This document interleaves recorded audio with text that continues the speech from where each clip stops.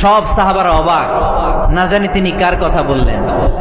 সবাই দেখতে পেলেন ইন দ্য মিন টাইম এক আনসারি সাহাবী এসে এই জায়গাটাতে বসল। তাকদীরে যে ব্যক্তি বিশ্বাস করে না সে ব্যক্তি হতাশ হয়। যা কিছু হচ্ছে আমাদের জীবনে সবই তাকদীর, এর বাইরে একটা মানুষও যেতে পারবে না। মাথায় রাখবা, মানুষ পরিবর্তন হয় দুইটা সিস্টেমে। এক হয় সময় তাকে পরিবর্তন করে দেয়, অথবা সে নিজেই পরিবর্তন হয়ে যায়। যদি সময় তাকে পরিবর্তন করে দেয় তবে এর কষ্ট অনেক বেশি হয়।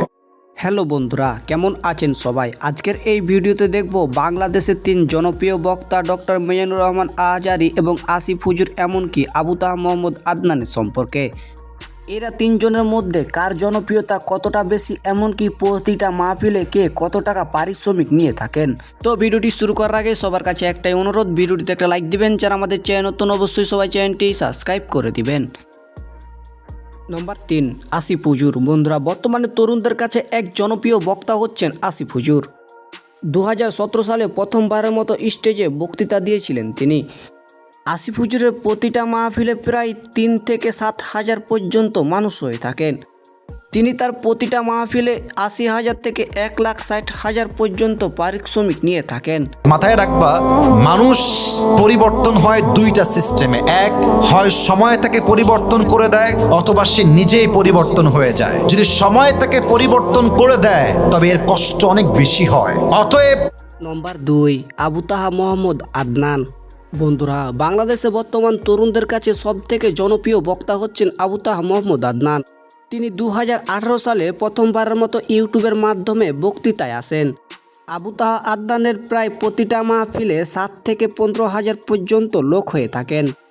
তিনি তার প্রতিটা মাহফিলে প্রায় 1,20,000 থেকে 1,70,000 পর্যন্ত পারিশ্রমিক নিয়ে থাকেন। তাকদীরে যে ব্যক্তি বিশ্বাস করে না সে ব্যক্তি হতাশ হয়।